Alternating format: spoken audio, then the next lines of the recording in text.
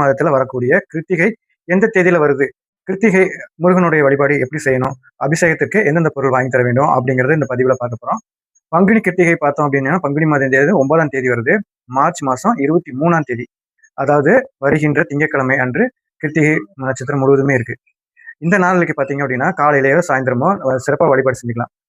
முருகனுக்கு பார்த்தீங்க அப்படின்னா, அபிஷேகத்துக்கு வந்து பாலும் மற்றும் சந்தனம் அல்லது நீங்க தயிர் வாங்கி குடுக்கலாம். இப்போ வந்து குழந்தைகளுக்காக வழிபாடு செய்றீங்கன்னு வச்சுக்கோங்களேன். தயிரு, தேனு இந்த மாரி வாங்கி குடுக்குறது ரொம்ப ரொம்ப நல்லது. அதே அப்படி வாங்கி குடுக்கும்போது சீக்கிரமா வந்து குழந்தை பாக்கியம் வந்து கிடைக்கும். திருமணத்திற்காக வழிபாடு செய்றாங்க. சந்தனம், மஞ்சள் வாங்கி குடுக்கலாம். பொருளாதார முன்னேற்றத்துக்காக வழிபாடு செய்றவங்களுக்கு வந்து பார்த்தீங்கன்னா, பன்னீர் வாங்கி தர்றது ரொம்ப நல்ல மாற்றத்தை குடுக்கும். சந்தனமும் வாங்கி குடுக்கலாம். இப்போ வந்து ஆயுளுக்கும், ஆரோக்கியத்துக்கும் பார்த்தீங்கன்னா, நம்மளுடைய வளர்ச்சிக்காகவும் சரி, இல்ல வீட்ல யாருக்காவது ஹெல்த் இஷ்யூஸ் இருக்கு அப்படின்னாலும், மருத்துவமனைக்காக செலவுகள் அதிகமா இருக்கு அப்படின்ற இருப்பவங்களுக்கும் சரி, முருகனுக்கு பால் அபிஷேகமும், இளநீர் வாங்கி குடுக்கறதும் வந்து மிக மிக நல்லது. நல்ல பலனை இப்போ வந்து நெறைய பேருக்கு வந்து பார்த்தீங்க அப்படின்னா, ஒவ்வொரு வித பிரச்சனைகள் இருக்கும். உங்களுடைய பிரச்சனைகள் என்னவோ அதுக்கு ஏற்ற மாதிரி நீங்க ஒரு வழிபாடு செஞ்சீங்க அப்படின்னா, மிக மிக நல்லது. இப்போ கடன் பிரச்சனை இருக்கு. கடன் தீர்றதுக்காக வழிபாடு செய்யணும் அப்படின்னா, முருகனுக்கு வந்து செவ்வரளி பூக்கள் வாங்கி குடுத்து, முருகனுக்கு வந்து 6 தீபங்களோ அல்லது 1 தீபமோ நீங்க ஏற்றி வைத்து வழிபாடு செய்யறது அப்படிங்கிறது மிக மிக சிறப்புக்குரியதாக இருக்கும். இப்போ நீங்க கோயிலுக்கு போக முடியல, வீட்டிலேயே தான் இருந்தபடி முருகனுடைய படத்திற்கு முன்னாடி உட்கார்ந்து ஒரு 10 நிமிஷம் பிரார்த்தனை செஞ்சு வழிபாடு செய்யும்போது, உங்களுடைய கோரிக்கைகள் நிச்சயமாக நிறைவேறும்.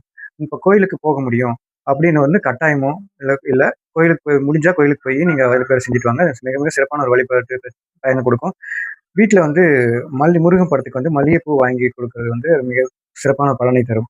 உங்களுக்கு தொழில் நல்லா சிறப்பா போகணும் அப்படின்னு நினைக்கிறவங்க சம்மங்கி பூ இல்லைன்னா சாமந்தி பூ. சம்மங்கி தெரியும் இல்லையா? சம்மங்கி வந்து ஒரு மாலை மாரி கட்டி கூட நீங்க வந்து சாமிக்கு வந்து வழிபாடு செஞ்சு இது பண்றது ரொம்ப நல்லது. இப்போ வந்து பார்த்தீங்கன்னா, தீபம்னு எடுத்துட்டீங்க அப்படின்னா, நெய் தீபமும், நல்லெண்ணெய் தீபமும் ஏற்றி வழிபாடு செய்றது ரொம்ப பலன குடுக்கும். வீட்டிலேயே இருந்தபடியே வழிபாடு செய்யணும் அப்படின்னா, முருகனுக்கு சர்க்கோண கோலம் சர்க்கோண கோலம் வந்து போட்டு, அதற்கு மேல வந்து 6 அகல் தீபம் ஏற்றி வழிபாடு செஞ்சீங்க அப்படின்னா, சர்க்கோண கோலம் பார்த்தீங்க அப்படின்னா, வணக் ம கோலத்துல மாவு கோலத்திலயும் போடலாம், தரையிலயும் போடலாம், மணல் அதுல போட்டு பண்ணலாம். தாம்பாள தட்டுல கூட போட்டு பண்ணிக்கலாம். 6 தீபம் ஏத்தணும் கண்டிப்பா. 1 இல்ல 2 தீபம் அப்படின்னா 6 தீபங்கிறது ரொம்ப முக்கியம். கிருத்திகைக்கு 6 தீபம் ஏத்துறது தான் ரொம்ப சிறப்பு. 1 இல்லது 2 விளக்கு கூட ஏத்தலாம். அது வந்து அதிர்ஷ்டத்த தரும் அப்படின்னு சொல்றாங்க. நீங்க வந்து 2 தீபம் கூட ஏத்தி வச்சு வழிபாடு செய்யலாம்.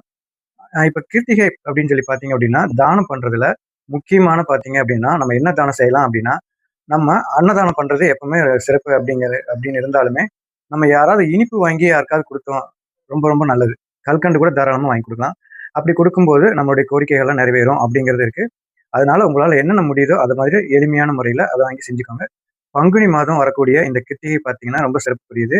இந்த நாள் பார்த்தீங்க அப்படின்னா, திங்கட்கிழமை அன்னைக்கு அமையிறது அப்படின்னால, வில்வ இலை இருக்கு இல்லைங்க, வில்வ இலைய எடுத்து சுவாமிக்கு வந்து வைத்து வழிபாடு செய்யறது அப்படிங்கிறது, அர்ச்சனை செய்யறதோ ரொம்ப ரொம்ப விசேஷமான பலன கொடுக்கும். நான் திங்கட்கிழமை சிவபெருமானுக்குரிய நாளு.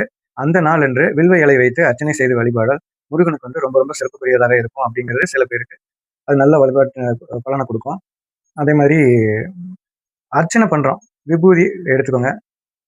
நீங்க வந்து உங்க வேண்டுதல் நிறைவேற வேணும் அப்படின்னு நினைச்சீங்கன்னா, கொஞ்சம் விபூதி, வில்வ வச்சு வழிபாடு செஞ்சீங்க அப்படின்னா, உங்கள வழிபாடு அப்படியே நிறைவேறும். நீங்க என்ன கோரிக்கை வச்சு வழிபாடு வேண்டுறீங்களோ, அது அப்படியே நடக்கும். ஒரு சின்னதா ஒரு அகல் விளக்கு எடுத்து வச்சு, அதுல நெய் ஊத்திட்டு, அந்த நெய் விளக்குல விபூதி வச்சு விபூதி பூசிட்டு வாங்க. கண்டிப்பா நம்மளுடைய கர்மாவெல்லாம் குறையும். அடுத்தடுத்த முன்னேற்ற பாதைகளும் செல்ல முடியும் நம்மளால. ஆ நம்ம அடுத்தடுத்த லெவலுக்கு நம்ம முருகன் நம்மள டெவலப் பண்ணி கொண்டு போவாரு.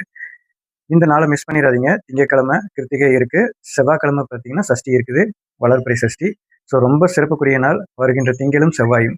இந்த பதிவு உங்க பயனுள்ளதாக இருக்கும்னு நினைக்கிறேன். இந்த சேனல மறக்காம சப்ஸ்கிரைப் பண்ணுங்க. உங்க ஃப்ரெண்ட்ஸ்களுக்கு ஷேர் பண்ணுங்க.